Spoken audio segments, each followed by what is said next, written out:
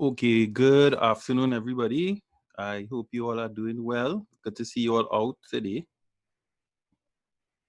We will be trying something a little different. I am going to unmute everybody, as I said in the chat, so that if you need to ask a question, you could raise it immediately.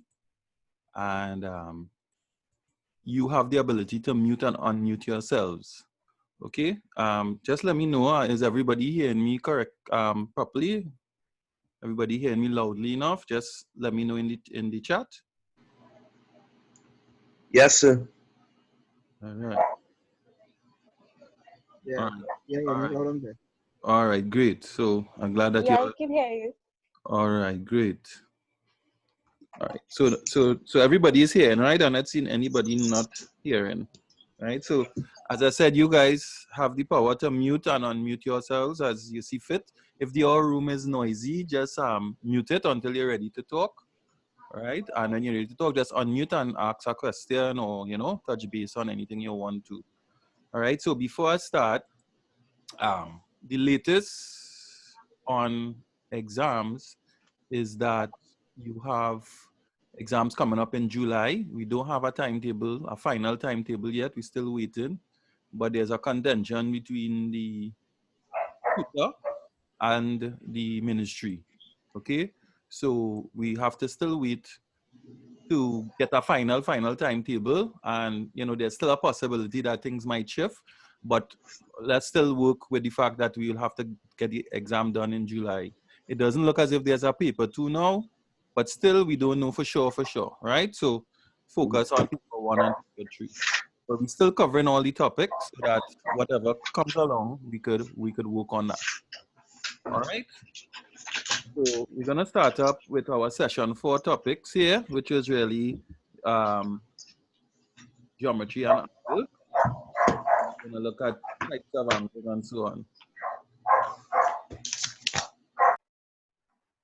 Right. So again, you guys, if you have background noise that is coming through, like just now I was hearing some dogs and so, you'll mute yourselves until you need to talk, and then you unmute and you ask your question accordingly. Okay, so that we won't have that background noise coming into the class. All right, so let's get to the meat of this class. Right, and the first thing we're going to be looking at, as I had mentioned, is angle properties of intersecting lines. And you really should know in session 4 all of the different things. Here I'm highlighting the major ones, right? So you need to know what's a right angle, what's a straight angle, what's an acute angle, obtuse, reflex, what are complementary angles, and what are supplementary angles. All of these things are on the first page of your session 4, right? Which you have access to from the video site that I give you access to, right? You would have been able to look at these sessions, and that's what I've been asking you guys to do. All right, so you're supposed to know these things really good. You're supposed to know what adjacent angles are, right? Vertically opposite angles, corresponding angles, alternate angles. So if you notice, the first one that I have on my sheet here that I wanted to emphasize, right, because these are the really common things that you need to be aware of and that keep popping up all the time, right? The first one is vertically opposite angles, and I call them X angles, right? Because they are formed when you have X's present, when lines intersect to give you X's. So for example, if you look right here, there's an X present, but the X doesn't have to be always straight up like this. It could lie down like this. It could be at any angle, okay? So let's look at this X here, and the vertically opposite angles that we would first look at would be this angle here and this angle here. They are on opposite sides of that X, and we say that they are vertically opposite angles and they are equal. So if this one here has theta in magnitude, this one here would be theta. What that simply means is, for example, if this one was 20 degrees, this one down here will also be 20 degrees. Whatever the one on top is, the one below will be that same thing. Similarly, right, on the opposite side of the X, this angle and this angle here in green, they would also have the same value. So if we call one alpha and the other one alpha, then both of them would be the same value, alpha will be the same thing. So for example, if this one was 120 on the left, the one on the right will also be 120. And that property is known as vertically opposite angles, right? The next property that you need to be very aware of and conscious of would be corresponding angles. Now, what are corresponding angles? Well, one easy way to say it would be angles that occupy corresponding positions. So if we look at the top area, this top area here, right? That circle area there, then I'm going to show you at one angle. So let's say I highlight this angle here, right? Then that angle, right, will have a corresponding angle below as well. So if I highlight it down here like this, and I look for a corresponding position, right, that corresponding position will be right here.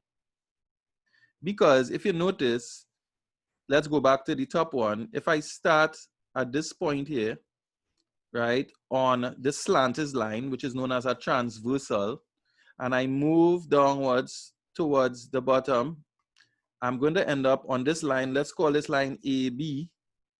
And AB, when we're looking at corresponding angles, has to be parallel. That's why we put in these two arrows to the line CD, for example, right? And if I go from the slanted or transverse line, let's call that EF, right? If I start here and I move downwards until I touch the line AB, the angle that I would have traversed there, let's call that angle theta, right? Then the angle below in that other green circle, this green circle here, would also be theta because it's occupying a corresponding position. That is to say, if we start at this position here, right, and we move downwards until we reach here on the line CD, that angle that we just created there would be a corresponding angle and they would be the same. They would have the same value. So if the top angle was, let's say 30 degrees, the one below will also be 30 degrees. Right? Now there are other corresponding angles in this diagram, right? There are other corresponding angles in this diagram.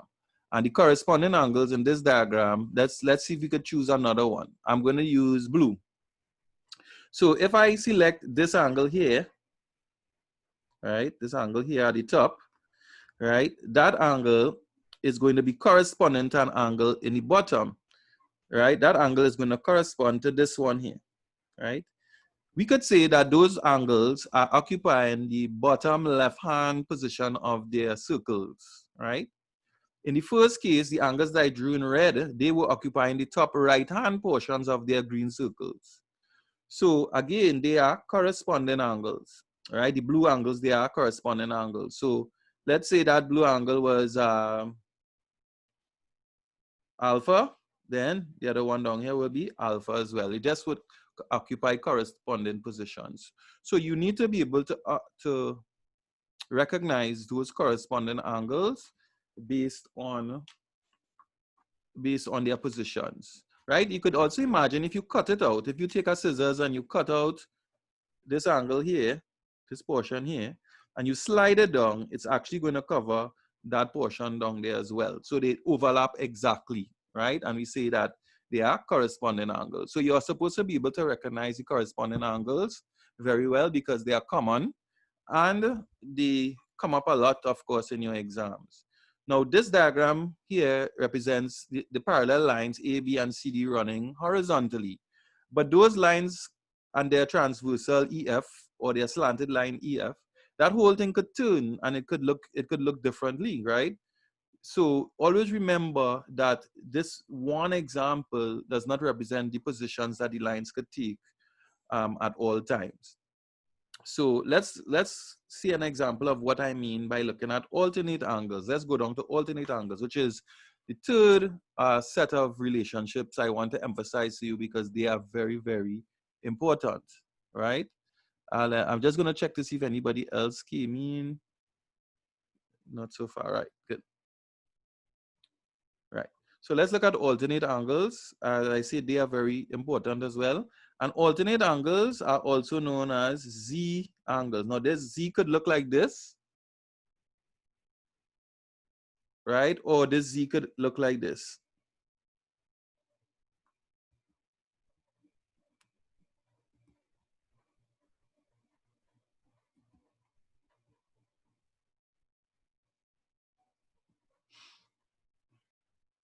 Right, so let's see what I mean by that. So the alternate angles, we have to identify them, and they are also known as Z angles.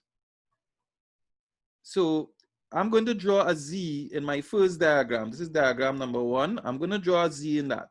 I'm going to identify this as a Z here, right? But you know, this is not any old Z. We call this a special Z as compared to another type of Z. Why is this Z special? Because this Z is made up of, or made up by two lines that are parallel, right? And an inclined line. So you must have the two parallel lines either shown by arrows as I did, or they must tell you that they are parallel and an inclined line.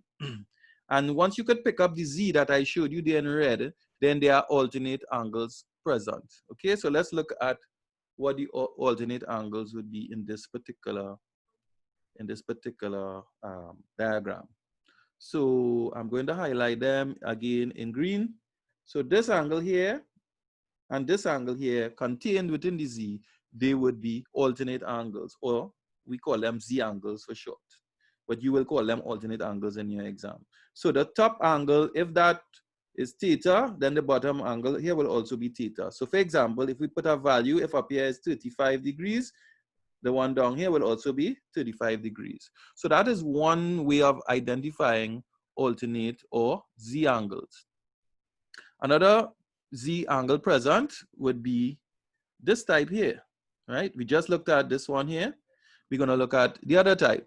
So let me draw that type for you on the other side. So once you have two parallel lines and an inclined line, let's call that inclined line in this case, let's call that AB, right? Once you have that present, then you should be able to pick up alternate angles, just like you could pick up corresponding angles. So there's another Z that I'm going to draw out here for you. Here it is. That's this Z here.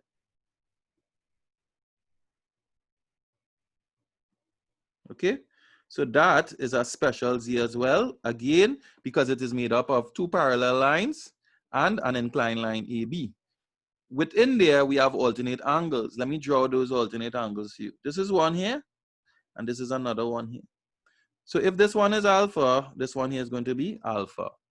Meaning, let's put a value to it. If this one here is 110 degrees, then this one here is also going to be 110 degrees. We say that they are alternate angles. And you are supposed to be able to pick up that. Again, it's easy to recognize because once you have those special Z's in place, then you could pick up your alternate angles. Now, let's say in one, let's call this one here 2, and in number 1, item 1 here, let's say that Z ran like this, right? Then like this, then like this. Then that would not be a special Z, simply because the angle up here and the angle down here would not be the same, even though we might be tempted to say that, because the lines are not, that you don't have the special properties of parallel lines on top and below. So this line up here, let's call this line AB, that is not going to be parallel to the line CD.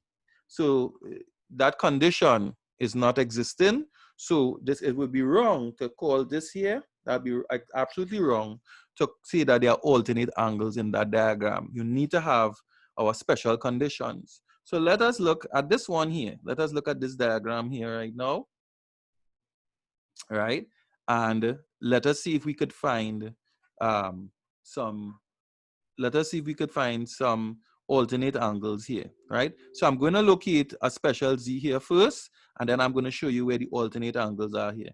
Now this line and this line here, these two lines are what we call parallel lines, right? So we're going to, of course, they would have had to either tell us that, or they would have had to point it out. And the way that they point it out is to put in arrows. So those two lines here are parallel, and there's an inclined line. Let's call that inclined line CD.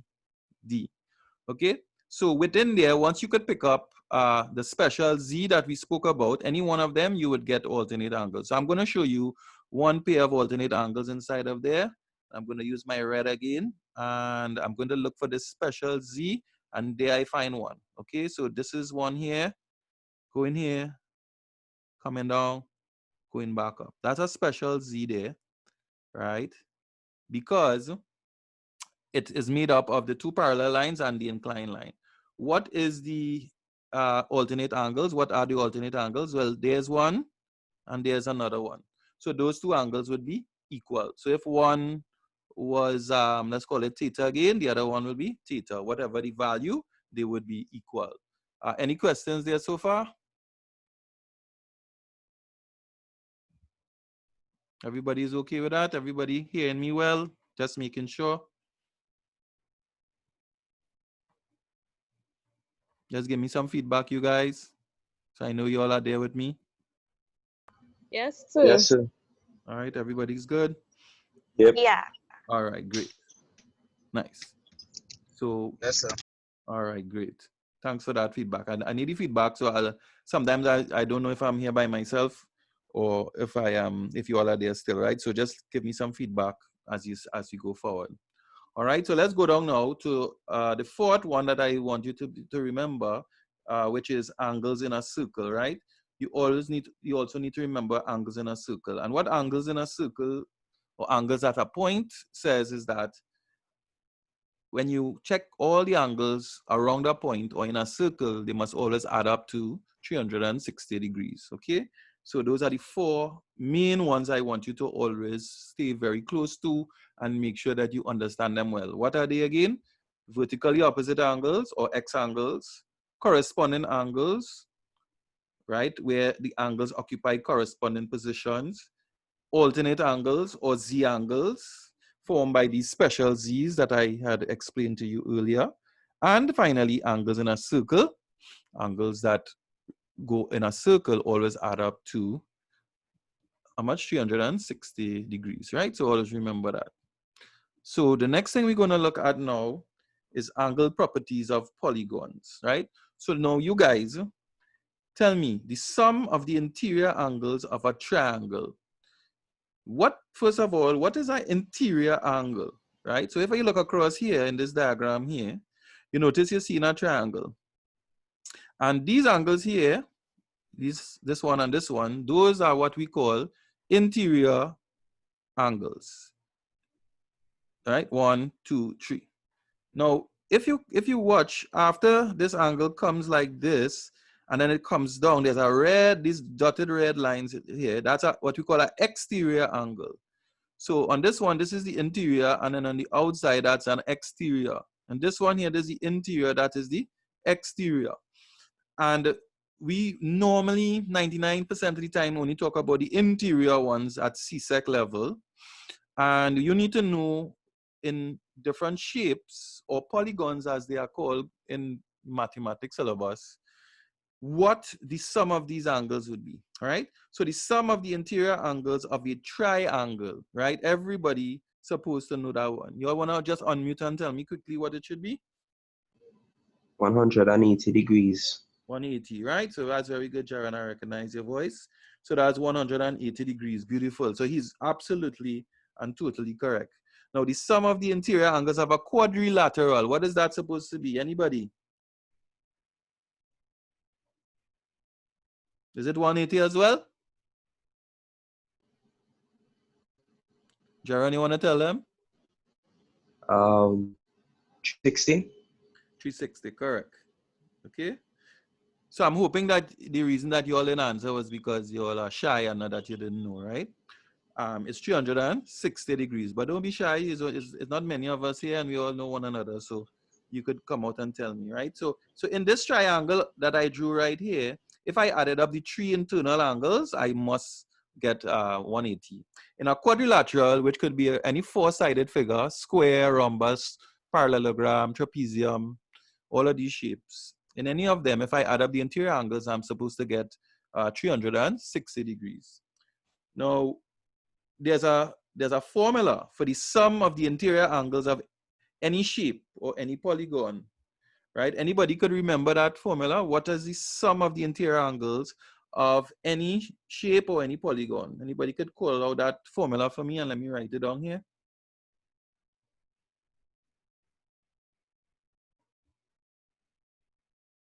Anybody? I'm helping you all here. John, you can remember that one? No, sir. All right. Rihanna, could you remember that one? I wonder if Rihanna is here. Yeah, Rihanna? Sir, Yeah, do you remember that formula? I think you have to divide the triangle or something and then multiply. All right.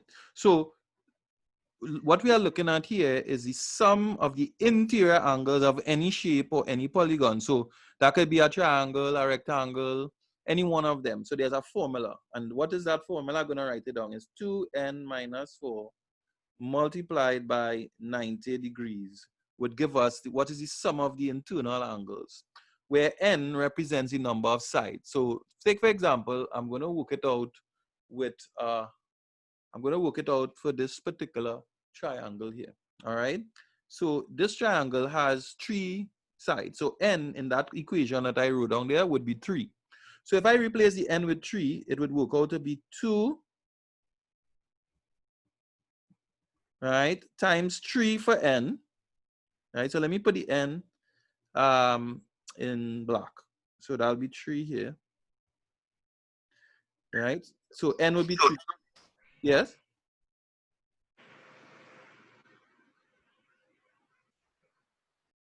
By 90. Okay, so what I did there was take the n and put the number of sides, which is 3 for a triangle, into the formula that I just wrote down there for you. So if we work out that, the 2 times the 3 will give us 6. 6 now take away 4, right, will give us 2. 2 times 90 would give us 180 degrees. So I just demonstrated there to you how we could use this formula to work out what the sum of the internal angles in a triangle.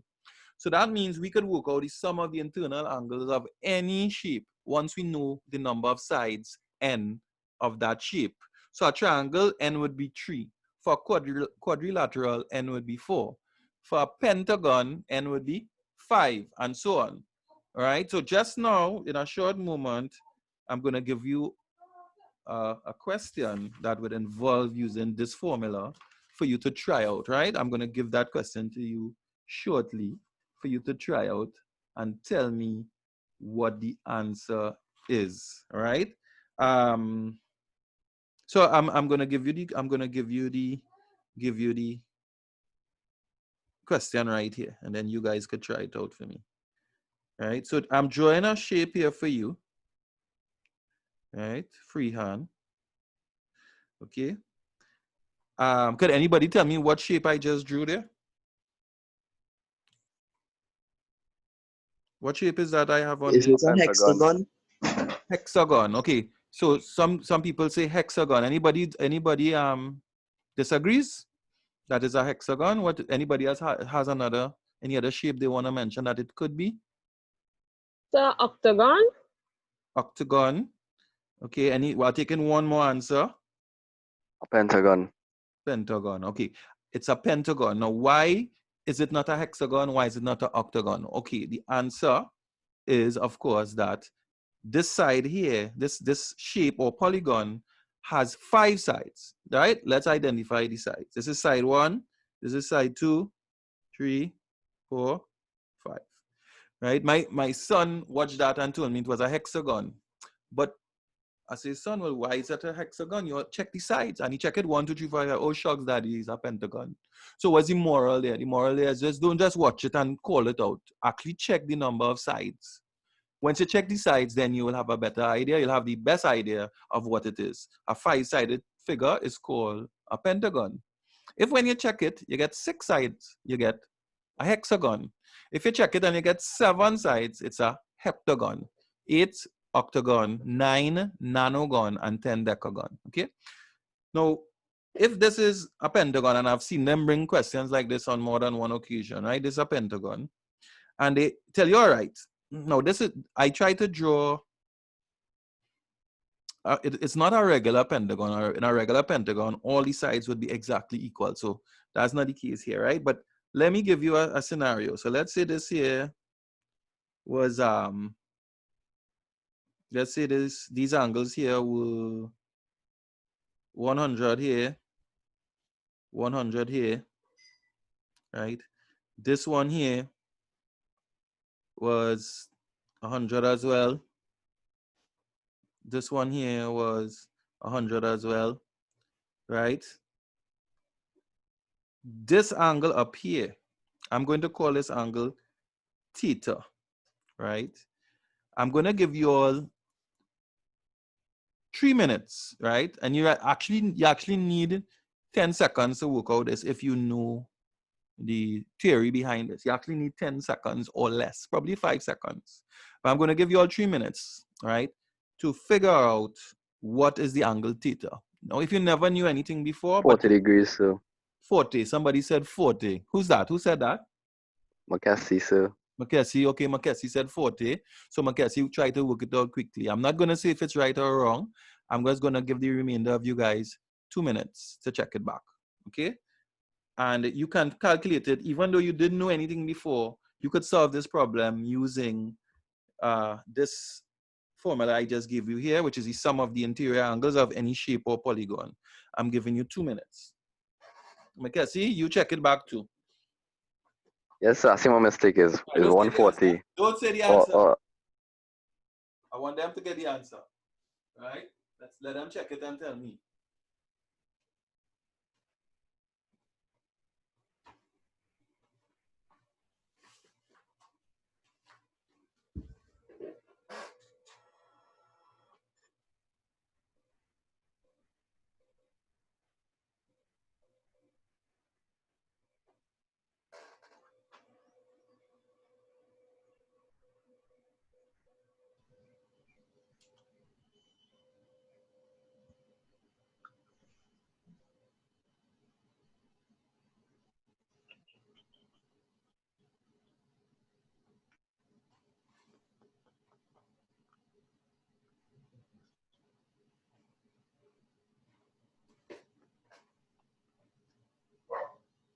All right. So did anybody besides Macassie get an answer?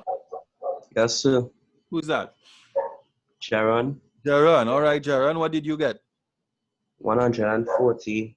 All right, 140 degrees. Anybody else? Anybody else got an answer?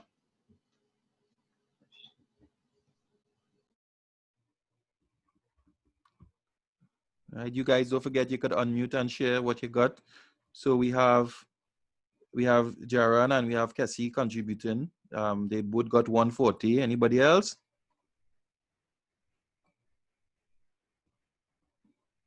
Okay. So again, I'm going to assume that they are shy and they didn't want to answer, but let's see how they got that 140. So firstly, you can calculate what's the sum of the internal angles, right, inside of here, right, by using this formula. Now in this formula, n for a pentagon would be 5. So this here would be 2 multiplied by 5, 10, take away 4, which is 6. 6 times 90 will be 540. So it means that when we add up the angles here, this one, this one here and here, we should get 100. We should get the total that we got when we calculated here. Now that was 540 when n was 5 for a pentagon. So it means that all of these angles here are supposed to give us a total of 540 degrees. Now this is a multiple choice question when you really think about it, because you could quickly put n as 5, calculate it, get your 540 degrees, and realize that 540 must be equal to the 100, 100, 100, 100, and theta added up together. So if I add up 1, 2, 3, 400s, that'll be 400 plus theta must be equal to 540. So if I write that down, 400, right? plus theta must be equal to 540. So what does that tell me? That theta must be 540, take away 400. So that means that theta must be 140 degrees, right? So I'm hoping that's how you guys got the answer. But what I really want you guys to do, everybody here, is to memorize, at least for the first three shapes, which will be triangle, any quadrilateral, and pentagons, right? So they would be 180, 360, 540, right? And you can calculate by using this formula all the way through. Another way you could calculate is simply by adding all the way through to the end. So you could add 180 will be a triangle. Any four-sided figure, you'd add 180 and 180, that'll be 360. Any five-sided figure now will be 360 plus another 180, which will give you 540. So that's another way to work progressively down to where you need to go. Because I've seen in a multiple choice, and probably in a paper too as well, where they give a situation like this, and it was an octagon. So you had to use n as 8, and then from there calculate the sum, and then work out whatever was missing, right? And then sometimes they don't put theta, they might put 2 theta, right? And they ask you to find what theta is, you know? They might put x and tell you find out what x is, or they might put 3x here, and you have to work it out in a formula. So, you know, you have to expose yourself to that in as many past papers as you can, all right? So that's something you could look at. Okay, so the next thing we went to in session 4 was looking at various types of triangles. So a right angle triangle, right, that's the simplest one, and that's the one that has a 90 degree in it, right? Similar to this up here, where this angle look like 90 degrees right here, between a vertical and a horizontal, right? So right angle triangle, you guys are supposed to be very familiar with that. Okay, an isosceles triangle. Anybody want to tell me what an isosceles triangle is? A triangle with two equal sides. A triangle with two equal sides. Okay, that's good. And is there any other property that you normally associate with it if it has two equal sides? Could you say anything else about it? Besides the two sides being equal, anything else? No, sir. Okay. What about Jaron? Anything?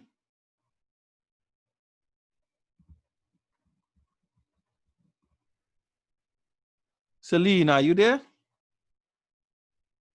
Yes, sir. All right, I'm not hearing you at all. Is there anything you could tell me about the isosceles triangle besides two sides being equal? No, sir. All right, good, no problem. So it's a good thing you came tonight then, this evening. Yeah. All right, good. Don't worry, we got all friends here. What about Dwayne? Dwayne, I'm not hearing you at all. Are you there, or you're just there? Are you there, I'm Dwayne? here watching. You're here listening. You're locked on and Yeah, listening. All right, no problem, Dwayne. No problem. I'm just touching base with everybody. I hear in Jaron, I hear in Cassie. What about Journey? Journey, how you going? So I just listening. Just listening. Okay. You could help them at all with this question. In isosceles triangle, any other properties besides the two sides being equal? No, not exactly. All right. So listen in, lock on and listen, right? So we're coming down to Rihanna. Rihanna, anything you could help them in any way?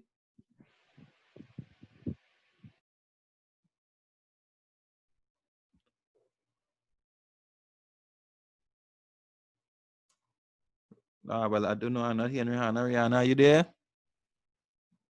All right. Rihanna must have gotten locked out. So Samsung Galaxy S7 Edge. I don't know who that is, but that person probably just listening in. Okay.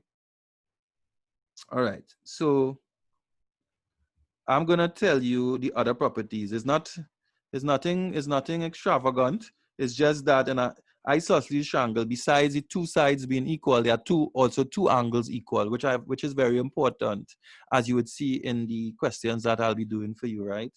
You need to know that there are not only two sides equal, but two angles equal, right? And you need those two angles that are equal, they are called base angles. And where the two sides that are equal meet, that's called the apex angle. I'll draw it out for you just shortly.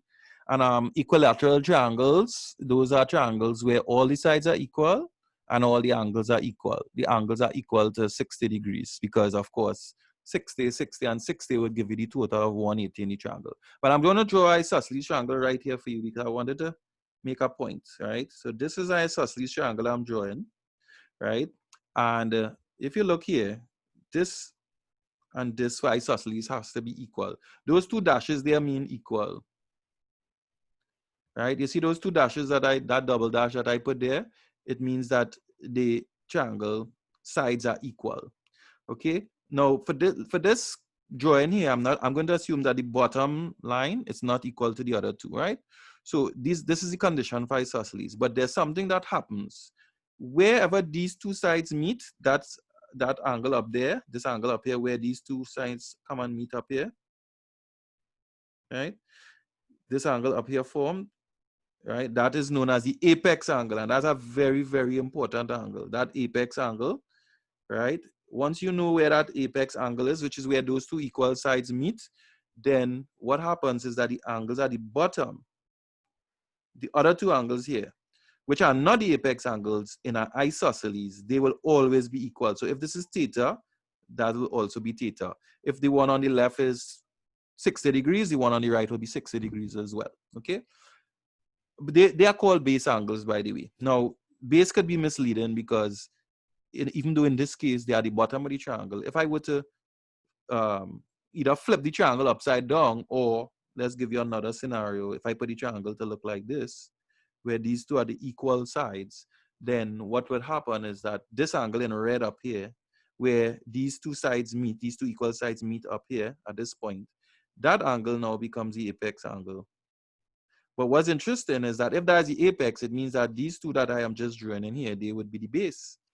And those two base angles would be equal, right? That'll be theta, and this will be theta. But if you notice this angle on top here, that can't, in the traditional sense of the word base, is not really at the bottom. It's kind of at the top of that triangle if you consider, you know, where it is actually. So in maths, certain words, you know, you have to take them in the context of the maths, right? So in an isosceles triangle, what you need to recognize is that two sides must be equal. Where the two sides meet is the apex, the other two are the base, and they will always be equal. That's a very important consideration and bit of knowledge that I just pass on there to you, because they love to use isosceles triangles in exams. They love, love, love, love, love, right? That's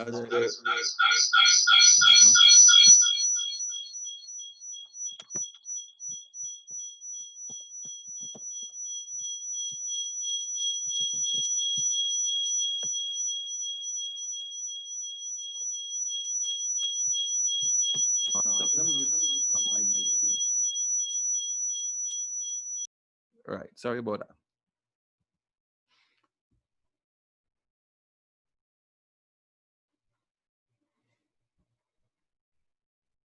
Okay, so we are going to do some questions where we have to solve for the missing angles, okay? So in this question here, right, there's a quadrilateral drawn. Let me put in the corners of the quadrilateral for you. So let's call this corner here D, call this one here C, call this one here B, call this one here A. Right? This could come in a multiple choice because I know a lot of us are focused on the fact that, okay, we have these exams coming up and multiple choice look like a real main thing, right? Now, a lot of these of the work that we do for paper 2, they could easily put it into a multiple choice. For example, they could draw the same diagram for you and tell you, okay, in the multiple choice, what's the value of the angle Q? And you still have to work it out, right? And give them the answer, and they give it A, B, C, and D, and you have to select which one it is, but you still have to work it out. So let's see how we could work out this particular question. There are many ways to work out this question, right? But one of the key things that I've learned through my experience is that always look for an angle that you could solve easily, right? Easily. One thing I left out here is that they had given us the fact that this was a 90 degree here. This little block, once they put in this block here like this, it tells you that the angle is 90 degrees in that corner. right? I didn't draw it in, but I should have. Okay, so they gave us that, and they told us really in this question to find for the missing angles, all right? And what the missing angles would be P, Q, and X. That's what they really want. So now multiple choice they could ask you to find angle Q, find angle P, find angle X.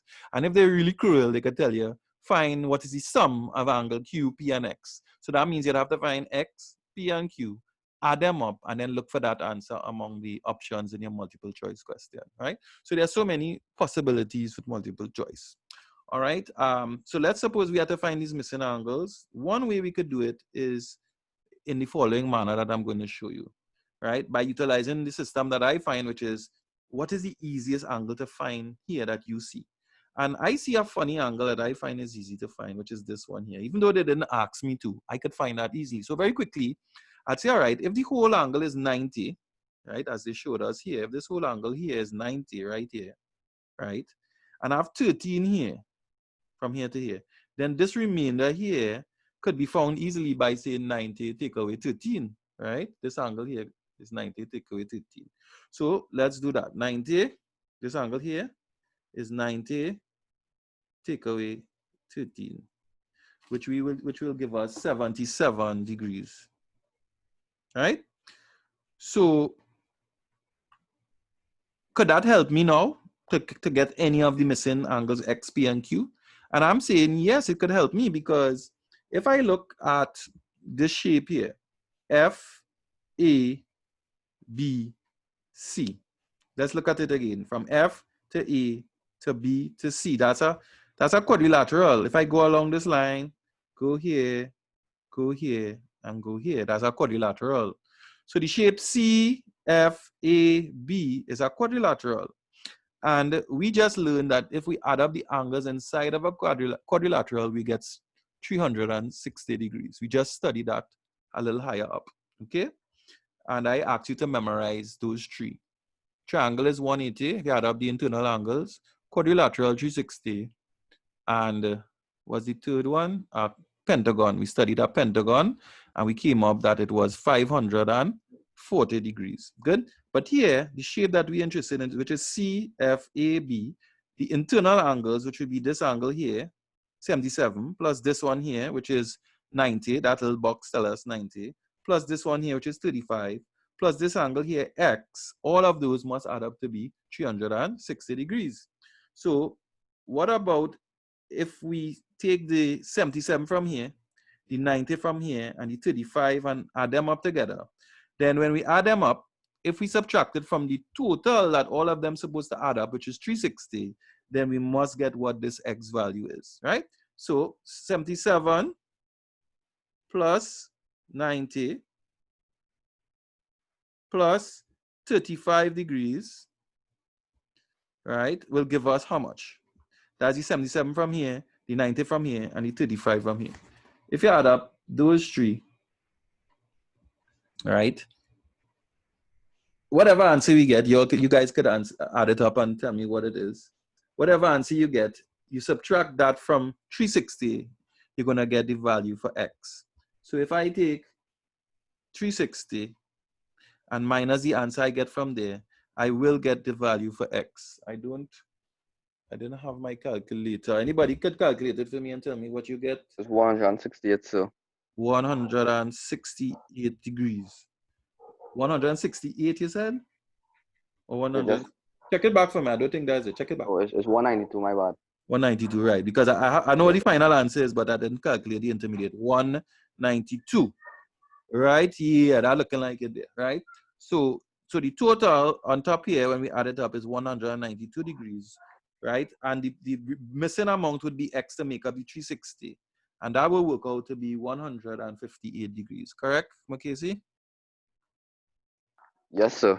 Right, so that 158 would be this X here. So X would be equal to 158 degrees. Good. So remember, in the multiple choice, if they ask us for the value 168, sir. 168, yes, sorry, thank you. 168, no? 158, check it back.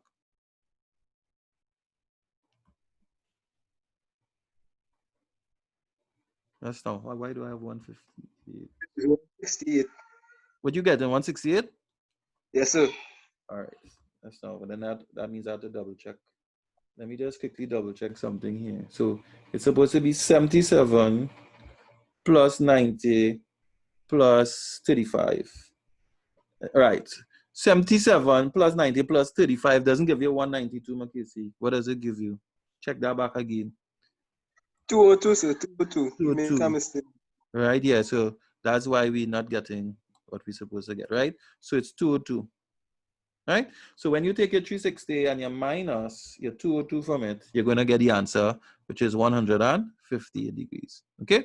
So that's what it's supposed to be. So there's 158. So now that we have x, we could find p, because x and p, they lie on a straight line. So I'm just connecting the straight line there for you. See that straight line there? So because they lie on that straight line, there's a property says that the angles on a straight line must add up to 180 degrees. You're supposed to know that, right? That's one of the things you have in session 4 at the beginning to learn, okay? And because that's the case, it means that if x is 158 degrees, we could simply get p by saying 180 take away 158. So we're gonna do that up here. 180 take away 158 degrees, right? And that's gonna give us our value of how much? 22 degrees. So it means that the angle P is 22 degrees. Okay. Now we could get to what the multiple choice question might have asked you, which is the value for angle Q. Can anybody tell me how we would get Q now? Add the 22 degrees and the 13 and take it away from 180, so. Very good. Thanks very much. So if you look at the triangle FDC, look at that triangle, right? That's this one, FDC. You notice there's a 13 here, there's a 22 here. And when we add up 1, 2, 3, we're supposed to get 180 because the sum of the internal angles of a triangle is 180. So all we have to do now is add up the 22, the 13 together, and the 13 together and subtract it from 180 and we get angle Q. Okay? So you guys could quickly do that if you want to. I'll do it here, 22, right? And the 13 will quickly give us 35.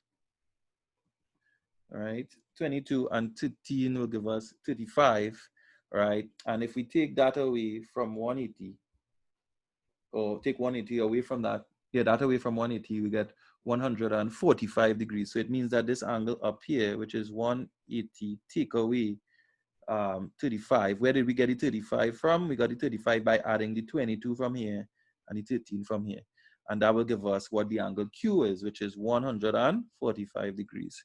Okay, so in there we did quite a bit of things, right? We looked at the different shapes. We looked at finding the easiest angle and then using that to help us to find what we wanted. We looked at what is the sum of the internal angles in a quadrilateral, which was the shape FCBA, and that was 360, was the sum of the internal angles in a triangle, right? That was 180, and we used that to get angle Q. We looked at straight angles, right? Angle P and X form a straight angle or 180 degrees, right? So there are quite a few things we studied in that one question. So that's why I selected these questions, because they help us to use a lot of the things that we need to use, okay? So now we're looking at this shape here, and why I brought this in is because it's a particular type of question that you really need to know certain things to be able to do it, right? So in this shape here, they wanted us to find angle LNK, right? That's this angle right here, angle LNK. So if you have to find angle LNK, and then you have to find NLM, and then we have to find KNM. But where are these angles? Well, how do you find these angles? Because it's not drawn in there. So let me show you how to get, firstly, angle LNK, or at least to know where it is, right? So LNK means you start at L. So we starting right here where the red is coming up, right? We going along L to N, because remember it's LNK. So we're going from L to N, which means we're going along where that arrow is there. And when we reach N now, we're going to go back to K. That's where that arrow is going. So we start at L, we move to N, and then we move up to K. And when you join where those two angles form, which is this what I just drew in there, that gives you the angle LNK that we're interested in, LNK. So inside of here is where angle LNK is located, okay? let's look for angle NLM now. Let's look for this one, NLM. Angle NLM means that we are going to start at N, which is right here. Right there where I'm highlighting, that is angle N in red. Point N, sorry. Then we go to L, which means we are going back in which direction? We're going in this direction here to L. And then when we, so that means that I'm joining an arrow to show that movement, N to L. And then from L now, we're going to go to M, according to this here is NLM. So we have to go from N to L and then come down to M. That means we're going along this arrow here, or this arrow, right? So what angle do we capture in moving from N to L to M? Well, I'm going to draw it in for you. We captured this angle here. So that angle that I just drew in red there, that is the angle NLM. So I'm going to stop there, and we're going to calculate those two angles now. Firstly, we're going to calculate angle LNK. So L to N to K, which we identify here as this angle right here. Let's see how we could calculate that particular angle. Now, let us look at these two dashes. What does these two dashes here mean again? What does this mean again? Equal. Right. It Both means, angles are equal. no, not angles, not angles. It means that the what is equal? This is not an angle. Sides. The side, right? It means that the side LK and LN are equal in length, and they are also equal in length to the side LM. That's what those double dashes mean. It could be single dashes too. Once the sides have a single dash through it, it means that they are equal in length. Okay, so yes, LK and LN are equal.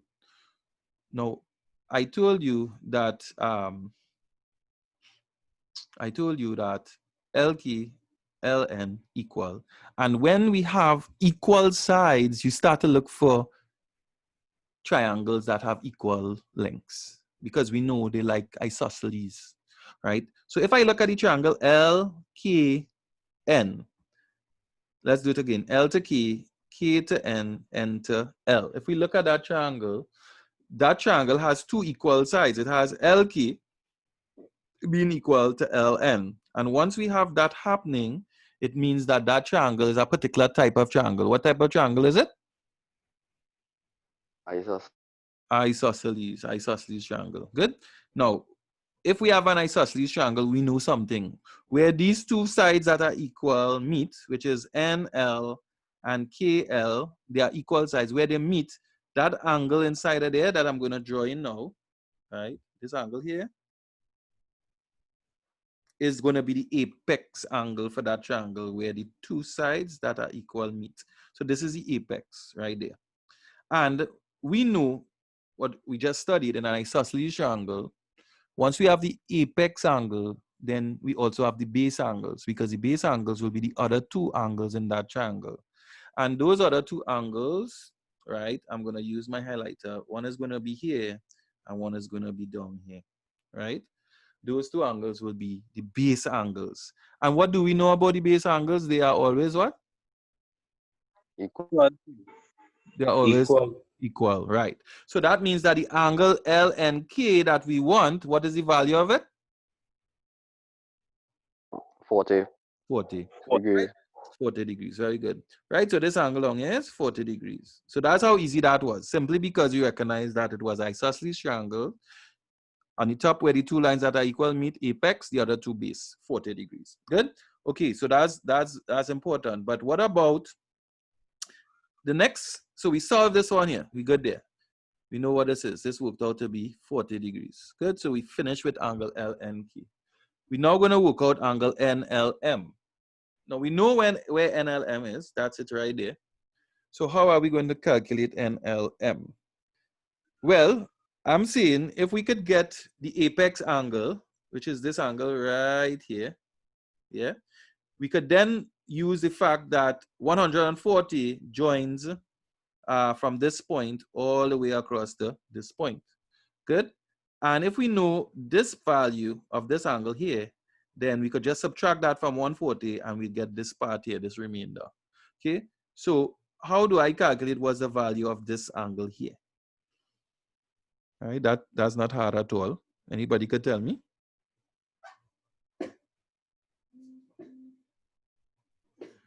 So where's the question again?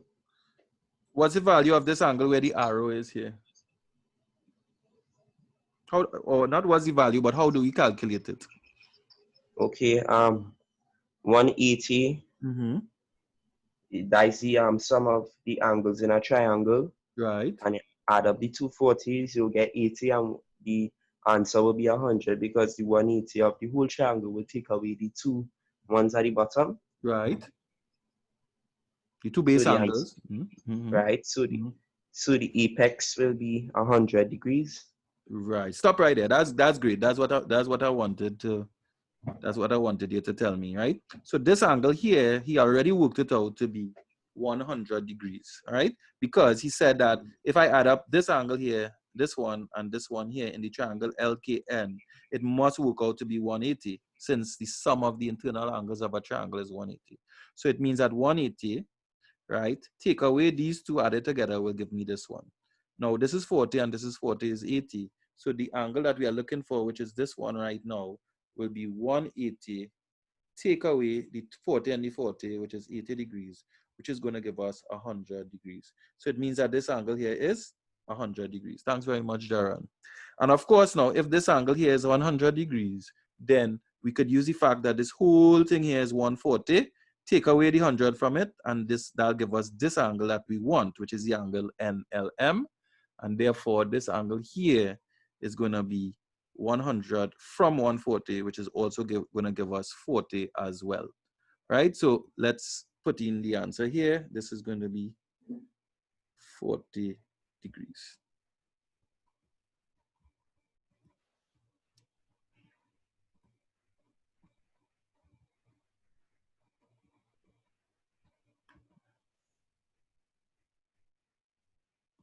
Right? So that's NLM. So the last one we have to work out, let's write in LMM is also 40 degrees. The last one we have to work out is KNM. Where is KNM? That's what we have to figure out now. So K starts here, right? K starts right here, and it comes all the way down to, N, right? And then we're going to go down to M, right? So that's K and M that we're looking at. So let's do it again. K goes down to N, and then from N you go to M. So if I draw the arrows to represent that movement, which goes from K to N and then N to M, then I join them with an angle. That is the angle that I'm interested in finding, which is the angle KNM. Right? That's very important. We have to be able to figure out what we want. So that's the angle KNM. Now, how do I calculate KNM? Well, I have part of it already. I have 40 from here. All I need to get to do is to get the remainder, which is going to go from here now down to the end at that point. So it means then that if I could work out what this angle is here, I could add it to the 40 and I would get the whole angle, which is KNM. Okay, so what this angle would be here is interesting. And what we could do is recognize that, listen, we have two equal sides as well, here and here. One side is the side LN, and the other side is the side K, is the side LM. So we have L to N, and we have L to M, okay? That is equal to that, right? And that means that we have two sides that are equal in a triangle. In the triangle LNM, that means the triangle LNM is an isosceles triangle. So once we have an isosceles triangle, no problem. We know that where these two equal sides meet, which is at L, because KL and ML meet right here, it means that this angle up here, NLM, is the apex angle of that triangle. And the two angles that are not here in the triangle, which are furthest removed from here, will be this angle here, and then there's another one here, right? So I'm just going to draw it in, right? So there's this angle here,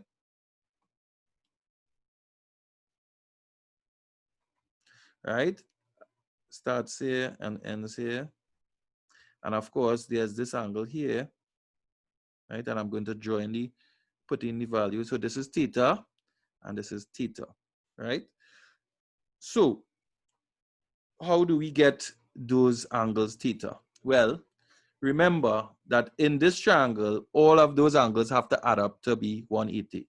So if I add up the 40 from here, the theta from here, and the theta from down here, they're all supposed to give me, when you add them up, 180 degrees. So I'm going to write down that for you. 40 plus 1 theta plus the other theta must give me 180 degrees, because the sum of the internal angles add up to 180. That means that 40 degrees, right, plus 2 theta must be equal to 180 degrees. Theta and theta is 2 theta. So how do I work out what theta is? Well, just say that 2 theta must be equal to 180, take away 40, right? These two, whatever they are when we add them up, if I take away 40 from 180, it must get what those two add up to be. So that's what this is saying, okay?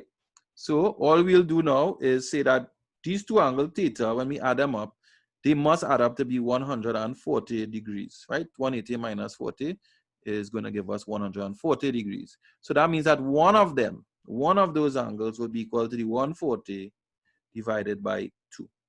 It means that one of those angles must be 70 degrees. So let's check it out. If this is 70 and this is 70, that means 70 and 70 is 140, right? And that 140 plus this 40 here will give us 180.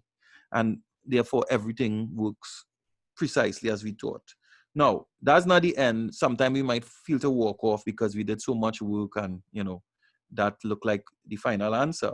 But the question then asks what these angles were. It asks what this is, K and M, right? Which we identify to be from here all the way here. So in order to get that K and M angle, this whole thing that I'm showing you here with the cursor, right? In order to get that, I have to add up theta from here and 40 from here. Now we know theta, just calculated it, worked out to be how much? 70 degrees. So that theta is what we're going to use right here, right? That theta is going to be 70 degrees, okay? So we're going to have to add up the 70 and the 40 to get the angle K and M. So let's write that in. K and M is going to be 70 degrees plus 40 degrees, which is going to give us 110 degrees. So the angle K and M is 110 degrees. That's what K and M, which would be this whole angle here, right? From here all the way to down here, that's going to be the angle K and M, and that's going to be 110 degrees. Okay, so this is really a pretty long question that I did here so that you could, but basically see all the intricacies of this type of question, especially when they use this way to name the angles. What is good is that this is recorded, so you could always go back when I send you the link and hear me go through it again, right? And you know, you could try to follow it a little better. Of course, practice makes perfect. All right. The next thing that we had to look at was some trigonometry, right? And some bearings, right? Now, bearings are what we use to pick up directions. So I'm going to do a little bearings with you now. And if we look at the handout, right, I'm going to read from page 90, which is really the part that you would have gotten on bearings, or if you are in the video site that I give you access to, you could always go right there and the links are there to the handouts. So you should have seen in your study so far what a bearing is, but I'm just going to call it back for you, right? It says that one way of describing the position of one object relative to another is called its bearing. And it is the angle measured in a clockwise direction from north to the object. Bearings are always written using 3 digits. Don't forget that, right? Always written using 3 digits. So let's look at a quick example, right? And they say, in this first example, one that we have here, that I'm going to show you how to come up with a bearing. It says that the bearing of B from A is 0.65 degrees. Notice it didn't say it's 65 degrees. It says 0.65 degrees. And that's because bearings always have 3 digits, right? 1, 2, 3, right? they want you to show this on a sketch. All right, so I'm using this to show you how to pick up, how to work out a bearing. So let's come here now and develop this here. Now, in your mind, how am I going to draw this? Well, I have to start from somewhere on the page. I have to start from a point. So I'm going to draw a point on this page here. I'm going to draw a point. Here's the point. Right? But that point, is it point A or point B? And in order to answer that, we go back to the statement and we look for the word from, because we want to know where to start from. So we look for the word from, and if you notice, the word from is where I highlighted, and it tells us basically to start from where? From E. Okay, so that is what I'm going to call this point here. I'm going to call this point E. All right, so that's the first thing. The next thing is that when you're doing bearings, once you locate where you're starting from, you always draw a north line. So we draw a north line. The next thing we do is we move clockwise through the angle that they spoke about. What's the angle they talk about? 65 degrees or 0.65. So we're going to go clockwise. Clockwise is this direction, right? 65 degrees. So that means I'm going to move this arrow here in a clockwise direction, 65 degrees. So if you had your protractor and you had to measure it, you measure 65. Here we're just going to average it because it's a sketch. So we're going to average 65 degrees. Of course, if I put it and it lie down here, that's 90. So 65 is going to be between here, and if it was horizontal, so 65 is going to be somewhere along this direction. So I'm going to draw that out now, right? Right? So it means that this angle here is going to be 65, or a bearing of 0.65 degrees. Right? So what is it a bearing of? It's a bearing of A from B. So if I'm starting from A, I'm going to end up at B. So it's a bearing of B from A. All right? And this would be the sketch that they required. Okay, any questions there? Anybody have any questions there with that one? No, sir. All right. No, sir. Good so far? All right. No, sir, we good. You good? All right, good to hear that. All right, I'm glad to hear that. All right, so let's continue. And let's go to this question here. They said the bearing of a point A from a point B is 0.75 degrees. State the bearing of B from A. That's the challenge that we face now. So I have to put a point here. Could anybody tell me what that point should be? Should I name that point A or should I name it B? What do you all think? B, sir. B? But how come in the first one I name it A? Why should I name this one B and not A? Don't we always start from A? The alphabet is A, B, C. Why are you saying B? So, as it says, state the bearing of B from A. They say B from A. B from A. So if it's if it's B from A, right? Should you start no, from A? A. Sorry, no, yeah, A. All right. So Celine is saying A now. What you all think? You all agree with that? It's B, sir. No, sir. Okay. So Jaron is disagreeing with Celine after Celine worked it out. So Jaron, tell her why you were saying B now. Because they say from B. But she showed me from A in the bottom here. Look, she showed me from A. So where are you saying from B now? That's my sir. Anybody want to help them? Yes, sir. They say from a point B. John Wright. John Wright is from point B. Who's saying that? Macassie, sir. You can see. All right. Well, I agree with Jaron now because we don't start at the ending of the question. We start from the beginning. So we read the bearing of a point A from a point B. So when we start in, we have to go at the start, right? When we start in, we have to go at the start. So we're looking for the first from, and that's telling us where to start from at the beginning of our solution, right? So it's the bearing of a point A from a point B. That means we're gonna start from. We're gonna start from B. Okay, Selena, you understand that one? Yes, sir. I don't know why I second guess myself. I don't know why I like to do that. Right. No, you can guess yourself because I kind of lead you down that path, right? So you Yes, sir. yeah, I kind of lead you down, but I wanted you to tell me, no, sir, you don't start at the end. So you start from the beginning. You understand where I'm coming from, Celine? Yes, sir. Yeah, I want you to tell me now. I want you to correct me too. I want to see if you know what's going on. Like how I was questioning Jaron, and Jaron was able to push me back to this point. Okay, Yeah. so that was good, right? So I want, and hopefully you would learn from the experience and be able to do it the next time. So that's correct. You have to start from a point B. So I'm going to start from point B, draw my north line, right? And recognize that I have to move through 75 degrees in the first instance.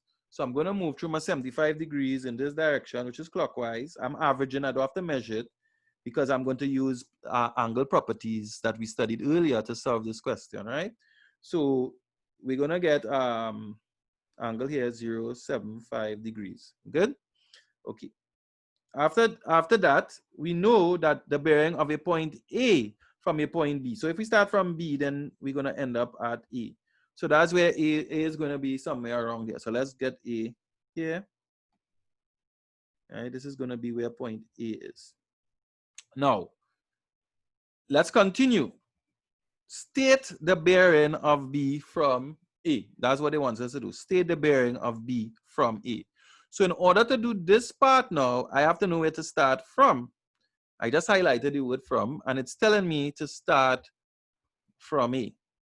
So I'm going to start from A, which is right here. And I'm going to do the next thing, which is to draw a north line. Right? And if I need to state the bearing of B from A, it means starting from A, draw my north line, and then go in a clockwise direction.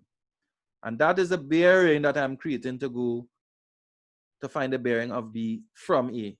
Right? When I go through this angle and I end up pointing back at B, that would have been the bearing that I had to go through. So I'm going to write it. That is the bearing, right, of B from E. That line that I just drew, that angle there would give me the answer. So how do I get the value of that angle that I just drew there, which would be the bearing of B from A? Well, I'm going to do a little extension. It's always valuable to do an extension like this. Right, so I'm extending that line there because I'm going to look for some angle properties that could help me to calculate that whole angle that I just drew. Now, if you notice, the angle here is the same thing as the angle here because these are two parallel lines. These are two north lines, this and this, which are parallel lines. And this line here, B going up this way to A, that is an inclined line. So we know that once we have two parallel lines, which is this one, and we have an inclined line, which is also called a transversal, then we could look for things like corresponding angles and alternate angles. Now this angle here, 0.75 degrees, that will also be the angle from here to here because those are corresponding angles. So this angle here is also going to be 0.75 degrees or 75 degrees, okay? But we don't only want from here to here. We don't only want that angle. We want the whole angle that starts at this point here and goes all the way through, right? Starts here and goes all the way through here. But right now, we only know from here to here is 0.75 degrees. But I want the whole thing. So all I have to do now is add this 75 to this here. And we know that this whole angle on a straight line is 180 degrees. This is 180 degrees. So the bearing of B from A, which is the whole thing, starting from here, going all the way around, would be formed by adding 75 and 180 together. That's the answer we're looking for. So the bearing of B from A would be equal to the 75 degrees, which is the 0.75, plus the 180 degrees. And that is going to give us the answer that we want, which is going to be 255 degrees. Okay? So this whole angle, which is the bearing of B from E, will be 255 degrees. And that is actually what they wanted us to calculate. All right? So that's bearing. I'm going on to some basic trigonometry. Now, this trigonometry, which we're going to quickly go over, is known as basic trigonometry, and it involves using an acronym, SOHCAHTOA. Now, basic trigonometry that uses SOHCAHTOA only works for something in particular. Anybody want to tell me what that is? Right angle triangles. Right. It only works for right angle triangles. All right.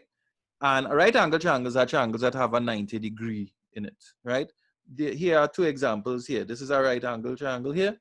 And this is a right angle triangle here also, because this one has a 90-degree here. And this one has a 90-degree here. Okay, so we're going to do some work on those. But we need to remember an acronym, SOHCAHTOA. Now, the SO, right, this S here stands for sine. So if I want to find sine theta, it could be found by using these two letters. O stands for opposite side, H stands for hypotenuse. So this will be opposite over hypotenuse. Right, now we'll go over what opposite is and what hypotenuse is shortly. Right, cosine, the car tells us how to find cosine C. C stands for cosine. And that is found by using these two letters in the car part of it. A stands for adjacent and H stands for hypotenuse. So over here, cosine, I will write cosine is adjacent, which is the A, over the hypotenuse. And in the TOA part, the tan stands for opposite over adjacent. So the tan stands for, that's tan theta is opposite over adjacent. And these are the things that we really need to remember how to find it. Okay, now in a triangle, I'm going to draw a triangle quickly for you. Let me draw it in a not too conventional way to make it a little different. Right? This is a right angle triangle I just drew because, right, there's a 90-degree right here. And if we call this triangle A, B, C, it could be called anything. I'm calling it ABC, right? That's 90, that's to be sure. The hypotenuse is always the side that is opposite to this 90. So opposite is 90 is this side AC, and that is the side that we're going to call the hypotenuse. It's always opposite the 90-degree or furthest away from it. So the side furthest away from this is the hypotenuse. So wherever that 90 is, look at the side furthest away, and that's the hypotenuse. In order to find the other two, which is the adjacent side and the opposite side, we need to know what angle we are dealing with. So if we are dealing with this angle here, I'm going to draw an angle here. Let's call that angle theta. Then the side opposite to this will be the side furthest away from it, which is furthest away will be the side AB. So that is going to be the opposite side relative to that angle theta. And the adjacent side cannot be the hypotenuse. It has to be the other side, which is closest to theta. And that'll be this side here, which is the side BC. And that is what we call adjacent, right? So all these things are said to you in your notes. Right? I'm just quickly going it over in the video site, on the video site, in the handouts. All these things I said, I'm just quickly going it over for you. So you could always go back and have a look at it and the recording that I'm doing, right? And this is how we know what to put on top here and so on. But how do we use this? Well, I'm going to do two questions for you to show you how we use it, right? One of the questions is one where we have to find a length. And the other one is a one where we have to find an angle, all right? So if I have to find a length, in order to know if to use sine, cosine, or tan, which one we have to use, once it's a right angle triangle, we know we could use one of these three, providing we have enough information, all right? The information, if we have to find a length, must consist of an angle and the length of one side, if we have to find another length, okay? Now, to decide if we have to use sine, cosine, or tan, we have to look at what we want to find and what we have. What we want to find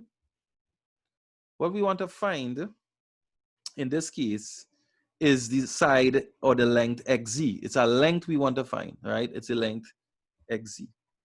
Length, and in this case, xz.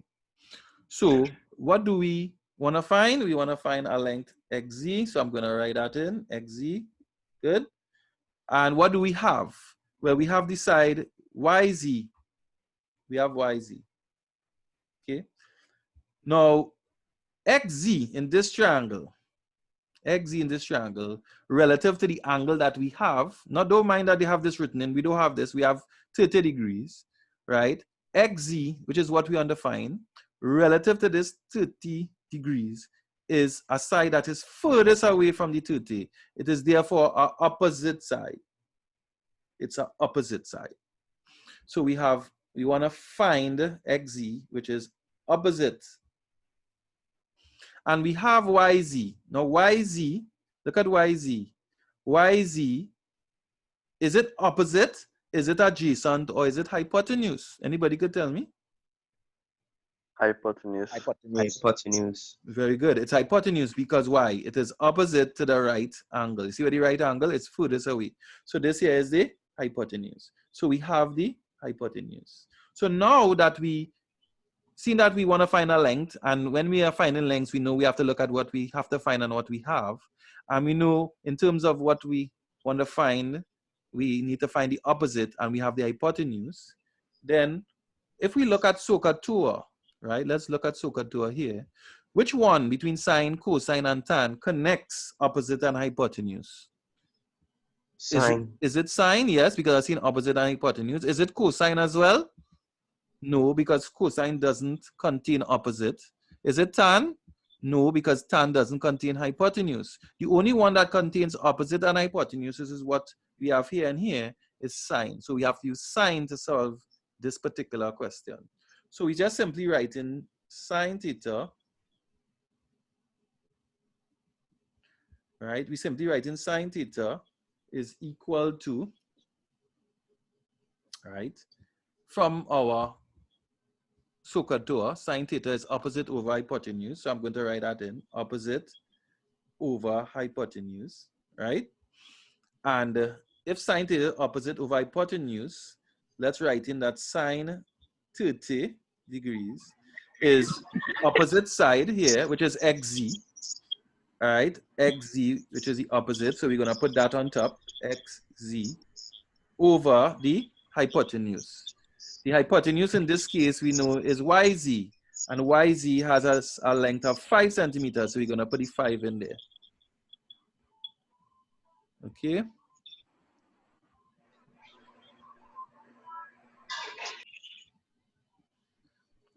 Right.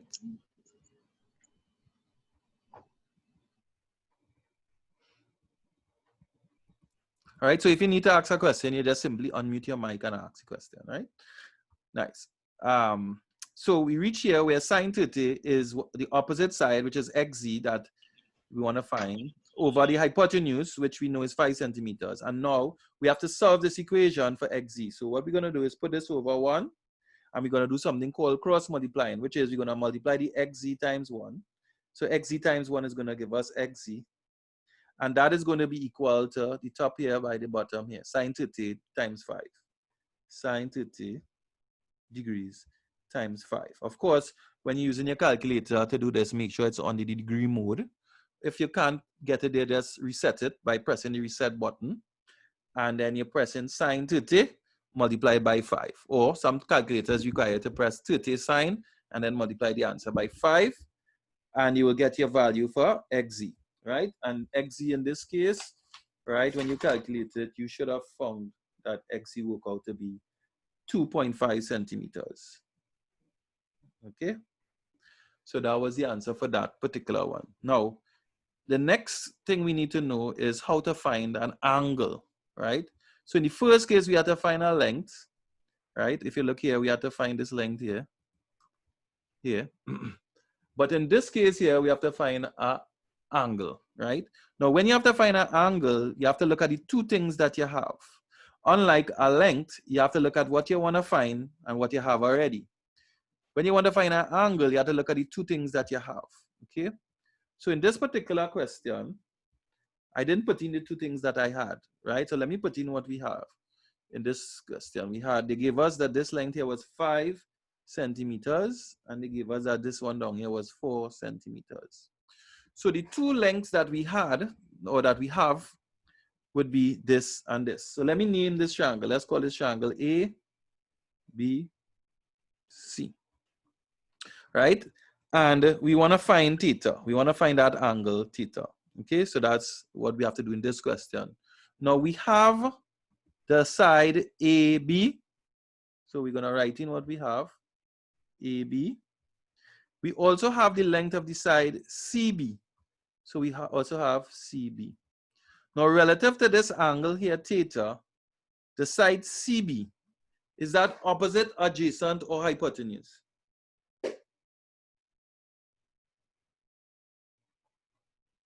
Opposite. Opposite. Opposite, right? Because it's furthest away from theta, so this is opposite. So CB is opposite. And the side AB, relative to this angle, 90 degrees. What is that? Hypotenuse. Right, that's hypotenuse, because it's always the side furthest from the 90 degrees is the hypotenuse. So AB would be the hypotenuse. So now we have to look at these three here and see which one connects hypotenuse and opposite. Again, it's only sine. None of these other two have both hypotenuse and opposite in it. So it means we have to use sine theta to solve it.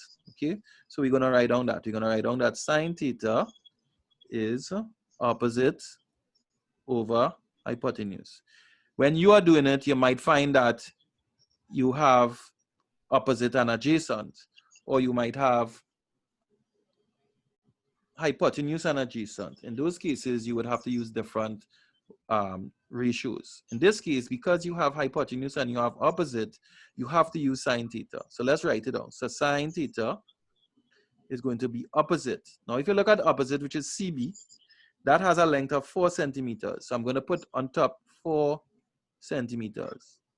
Below now is hypotenuse. This here is the hypotenuse, right? Which has a length of 5 centimeters. So I'm going to put that hypotenuse as 5 centimeters below. So sine theta is 4 centimeters over 5 centimeters, or 4/5, right? So let me write that down. Sine theta is equal to 4/5, and if you divide that, you'll get 0.8, right? 0.8. Or if you're comfortable enough with working with the fraction 4/5, you can deal with that. The centimeters would cancel out. Therefore, this important part, theta, will be equal to the inverse sine, sine to the -1 of 0.8. That's the important part. Theta, therefore, works out to be approximately 53 degrees if you round it off to the nearest degree. Good? So how do I get sine to the -1 on my calculator? Very simple. What we have to do there on our calculator is to punch in the inverse function, the shift function. So you press shift, you press sine, and you'll see the sine to the -1 come on your screen, and then you press 0.8. In the other, some calculators, you have to press the 0.8 first, and then you press shift sine, and that will give you sine to the -1, and then you press equal. So with your calculator, you have to see which is the correct option to get the inverse sine. But always remember, anytime you have to find an angle, theta, you always have to invoke or use the inverse function, whether it be inverse sine, inverse cosine, or inverse tan. It all depends on what this line is. If it's sine theta, then to get theta, you use inverse sine. If this was cosine theta, then you'd have to use inverse cosine. If this was tan theta, then you'd have to use inverse tan. All right? And that's how you would do questions of that type. The next thing we're looking at tonight is angles of elevation and depression. Now, why are we looking at angles of elevation and depression? Because those angles of elevation and depression utilize basic trigonometry to solve as well. So we're going to use that to help us to remember. Okay, so what is angles of elevation and depression about? Well, this person here, if we draw a horizontal line through their eyesight where they are looking, that line is called their horizontal line of sight, which I just 1 second, which I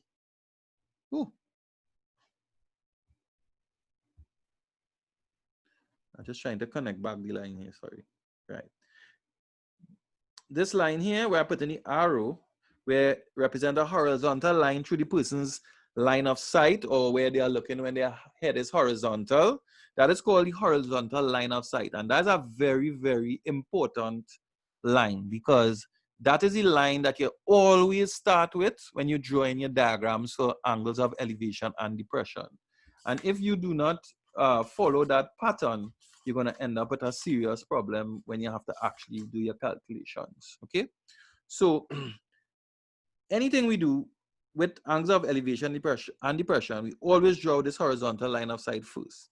Then, if the object that we want to look at or that we are told to look at is above, like in this case, this bird here is flying above, we need to connect a line from the eyesight now to that bird, which is really the person raising their eyes from this horizontal line to watch the bird. So their line of sight will now go up towards the bird, like this, to look at it in this direction. So it means it would have moved through an angle going from here up this way.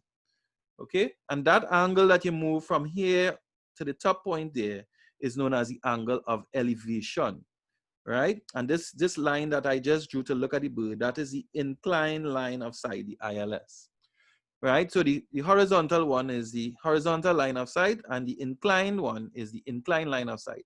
And the angle moved through is called the angle of elevation, right? Angle of elevation. That's what you need to remember. Now, if this person wanted to look at a toy on the ground, this toy here, his gaze now has to drop from this horizontal line of sight down towards this truck here. So the gaze now would become like that. Good? So he's now looking down. That is called the declined line of sight, DLS, the declined line of sight. So you find that if the person was initially looking horizontally, he would now have to drop his line of sight through that angle to look at this little toy here. Okay? And that angle that he moved through there is called the angle of depression. Okay? So one way, when you raise up to see the bird, that's called the angle of elevation, right? That's the bird there. Okay? And if you have to drop from your horizontal line of sight to see an object, in this case a toy truck, then that is called your angle of depression. Now that is critical. If you do not use that all the time, you're going to fall into problems doing these questions. So I'm going to do an example question here for you to see. Okay, and this is the question.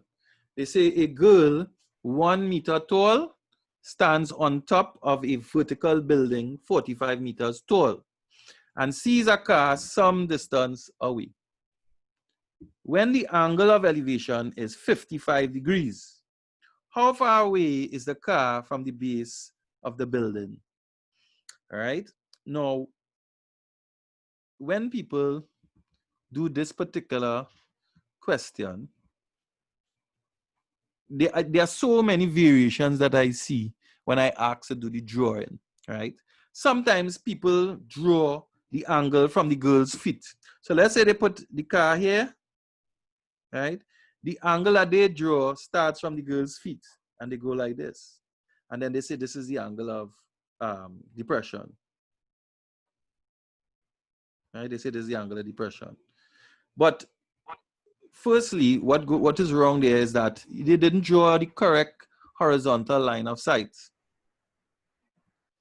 Right? They didn't draw that correct horizontal line of sight correctly at all. So that would be wrong because we don't see through our feet, we see through our eyes. So you'd have to put it, you know, at the top of the girl's head because that's the best you can do to locate where the eyes would be. So this drawing where I just put in there, that would be completely wrong, firstly. Okay. Now, if we establish the horizontal line of sight correctly, like I did here, I'm hoping you pick up that the horizontal line of sight will always be where the girl eye, or in this case, her head is. Then we could then draw the decline line of sight for the girl to see the car, right? So she's now going to see the car along that line.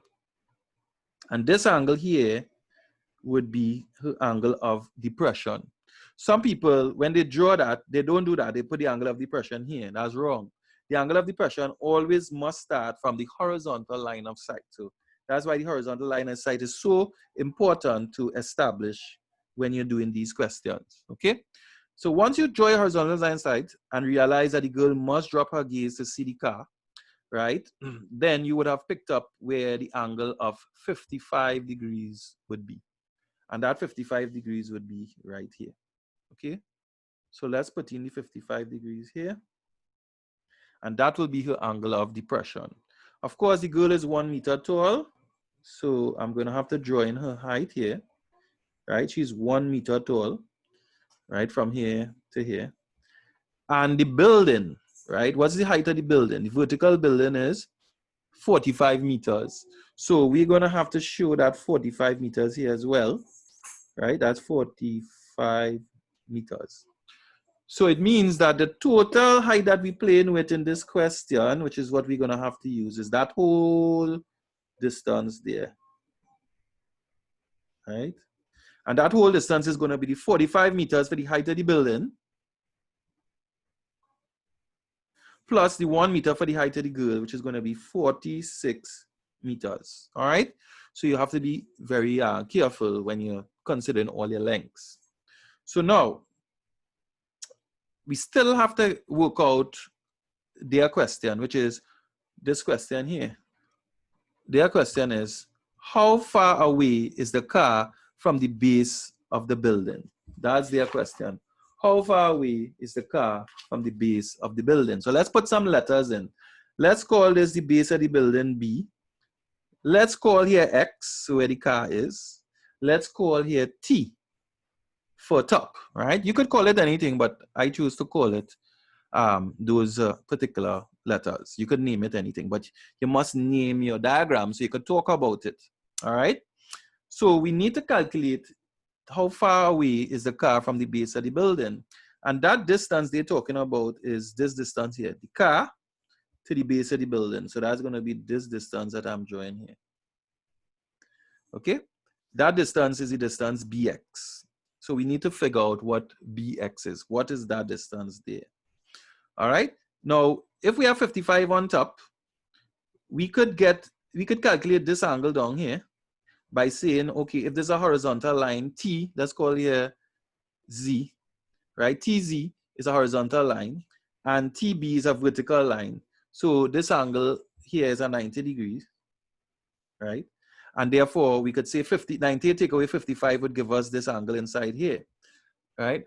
And we could work with that. Or this is the way that I did it, so, and I'll do it this way simply because I want you to utilize some of the properties that we learned once again. All right, I'm going to show you a special Z in this question, right? And that special Z is this, right? That special Z is here, right? Along here. All right, and then back this way. Isn't that a special Z? Why is that a special Z? Because TZ is parallel to BX, right? They are both horizontal lines. And we have an inclined line from T to X. So there's a special Z in there, which means that this angle here of 55 degrees here is equal to this angle down here in that special Z, right? These two angles are actually the same value. So this is going to be 55 degrees also, right? And that is because of what we call Z angles or alternate angles. And I'm going to use that property and therefore solve this question. So let me just draw over the triangle so it will look a little more like what you're accustomed to seeing. So I'm just drawing that triangle here. Down here is going to be 55 degrees. Here's B, here's X, here's T, and this length is 46 meters. And our job is to find the length BX. How are we going to find that length BX? That's our question. How are we going to find the length BX? Well, we could find BX pretty easily because we want to find a length. And we know when we want to find a length, we look at what we want to find and what we have. Okay, so we want to find the length BX and we have the length TB. Relative to 55 degrees, the length TB is opposite. As opposite. So I'm going to write down TB as opposite. And we want to find BX, which if you look at it, that is adjacent because it's closest to the angle 55, adjacent. So if we go back to SOHCAHTOA, right, which is going to connect what we want to find to what we have, which is adjacent to and opposite. Let's go back and see what connects adjacent and opposite up here. All right, in SOHCAHTOA, what connects adjacent and opposite is tan. If we look at tan, we'll see that tan theta is opposite over adjacent, and therefore that is what we're going to have to use to solve that. So let's come down here and let's use the fact that tan theta, right, let's write it here, tan theta is opposite over adjacent. That's what we're going to use to help us. Now, our adjacent side is unknown, but our opposite side, we know that that is 46 meters long, right? Look at it right here, 46 meters. So I'm going to use that to help me solve this question. So I'm going to write that tan of 55 degrees, right, is going to be our opposite side, which is the 46 meters, over our adjacent side, which is bx. Okay, so I have to solve this question. How am I going to do that? Well, firstly, I'm going to draw this over 1, and I'm going to cross multiply, meaning tan 55 multiplied by bx, which means tan 55 by bx must be equal to 46 by 1. 46 by 1. What that means is, I'm going to come up here, that means that if I need to get bx, I have to take the result, which is 46 by 1, 46, and divide it by tan 55. Right? In other words, I divided the left-hand side by tan 55, leaving bx, and I must also divide the right-hand side by tan 55 to make the equation balance, right? So if you do that on your calculator, bx would work out to be the answer of approximately 32 meters. So if I round this off to 1 meter, sorry, if I round it off to the nearest meter, it will be 32 meters as the answer. So the distance between the car and the base of the building is actually 32 meters long, right? So that would have been our final answer for this particular question. All right, so the last thing I'm going to look at for tonight is constructions, but I'm not going to do it in detail. I'm going to point you to something that is very, very important in terms of how it is done. Now, if we get no paper twos, then it's very difficult for them to bring a construction question for you, right? Because you actually have to draw when you're doing constructions. And right now, it looks as if it's only going to be paper 1 and paper 3-2. Now, it's not impossible for them to bring a construction question in paper 3-2. So, because paper 3-2 is based on the whole syllabus and they don't specify any particular thing. So it's a wild card. It's a mini paper 2 in possibilities, even though it's very short. It's just 1 hour, all right? So you may be asked to do a construction there, but it probably will be a very easy construction. So what I want you to know is that in session 4, class 11, let me repeat it, session 4, class 11, which is what I have written here, I have done using an overhead camera, actual recordings of me constructing all of the things that you need to do. So once you go to session 4, class 11, in that video course that I have given you all since March, right, you would see step by step how to do every single construction, right, as if I were right there doing it with you individually and personally. All right, so you will learn how to do everything. You learn how to do construction of perpendicular bisectors, all right, how to draw a perpendicular line from a point that is on the line, how to bisect angles, all right, how to draw 90 degrees from points that are not on the line, how to draw 90 degrees from points that are on the line, how to bisect 90 degrees to give you 45, to give you 22.5, right, and any bisection of that nature. How to draw 60 degrees from any side, right? You need to be able to draw it from the left side and the right-hand side. Okay. How to get angles that are obtuse. So if you want to get 120, you need to learn that you need to draw 60, and then the angle on the other side will be the 120 that you're looking for, right? And then now how to combine that knowledge to draw compound shapes. So they might ask you to draw triangles or rectangles or even parallelograms, right? And as I said, in session 4, class 11, I have actually recorded all of these steps that I just spoke to you about, step by step, just as if I were there with you, doing it individually. So that it's very important that you go to that session for class 11, right? Based on that video program that I give you. If you're unclear of how to get to that program, it's very simple. It's in the WhatsApp group, but I'm gonna write it back here, right? It's https://video.downers.edu.com. So that's the website that you go to, and you type in, for your username, you're going to type in Downers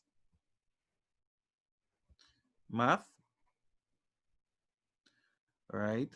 And for your password, you're going to just type in Downers, okay? And once you get into there, you go to My Subjects. When you select there, you're going to go to Maths, the Maths course, and you're going to go to session 4, which is what we are looking at now, and go to class 11. And there you would find every single construction that you need to know done for you. Take your time and go through it, and you'll be able to solve all of those questions. All right, so we have been going for 2 hours now. I'm going to call that it for tonight. I don't know if you guys know, I have a little issue with one of my eyes, and I have to go back to the doctor tomorrow, so I don't want to overstrain it right now. So I'll be doing that, and once I am able to, I will continue, right? Maybe this weekend coming up again, or again in the weekend. But when we do come back, I'm going to go over coordinate geometry, which would firstly involve equation of a straight line, which is y equal to mx plus c, right? M being the gradient and c being the y-intercept, right? So you guys should look over that especially, right? I'm going to cover things like, how do we know if lines are parallel? How do we know if they are perpendicular? How to find the equation of a line if you know 1 point or 2 points, or if you just know the gradient alone. How do you know if a line is perpendicular, right? And how do you find the length and midpoint of lines, right? Those are things that we're going to cover in the next session. So you can look it over in your handout, which is also available on that website that I just gave you, by the way. And then we're going to look at a very interesting topic, which is sketching of curves, right? That's sketching of quadratic curves. So that one is going to be pretty interesting. But in order for you to follow that precisely, you need to go over something called difference of two squares, all right? And that will be on page 108 of the handout that you would have for this particular session, all right? The solving of quadratics is very important, and knowing how to complete the square is very important for this as well. All right, so those are the things I want you to focus on. Once we get through that, we will continue into session 5. All right, have no fear, we will be doing multiple choice as well, because I know that's something important, and we will look at some paper 3-2 and what has come before and what may be coming again. All right, any questions before we close off the class tonight? Y'all could ask anything y'all want. Yes, sir. All right, you okay? Yes, sir. All right, good to hear that. All right, anybody else? Anybody has any questions that they want to ask? No, sir, I'm good. Good, Celine. All right, doing all right? Yes, I have one question. It may sound like a stupid question, but how No. many of the classes that you have recorded? All the classes are recorded. Okay. All. On that video site, all are recorded. Everything. Right now, currently only session 3 all the way to the end is there, because remember we did session 1 and 2 in school. So session 3, which is from the last one, is recorded. As if they are all the lectures that I would have given in the real class environment. But what I am doing now is going over the real difficult parts in those lectures. The ones that I feel that you need to hear again or emphasize again. And I also want to give you an opportunity to ask something that might be troubling to you that you might want to go over. And also, I would like between now and when we do the next session, that if you find something, you could WhatsApp it to me, and I could either send it back to you or try to get it done in the class as well, if I think it's something that, everybody would benefit from. All right, so that is basically what I'm doing in these classes. But a lot of the work that I do here is covered in the lectures. It's just that I am emphasizing it. I'm emphasizing what I think is challenging, what I think you need to focus and pay emphasis on, what I think people don't get the first time, when I do these questions.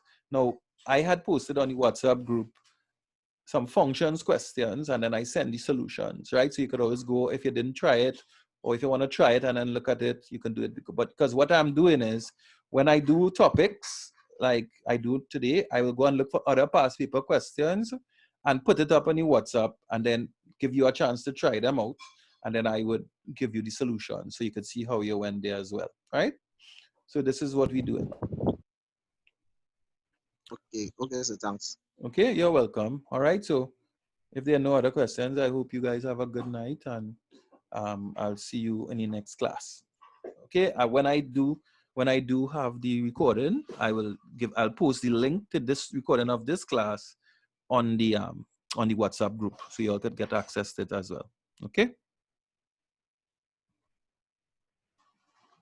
Okay, so I'll see you guys in the next session.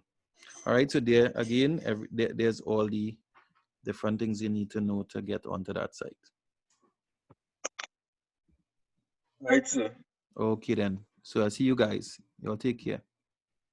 So you too. Okay, bye. Okay, bye, sir. Okay, bye, Bye, sir. Celine. Take care. Same to you. Okay. Enjoy your night. Bye, Alexis. Bye, Dwayne. Bye, Mr. Small. Bye, Rihanna.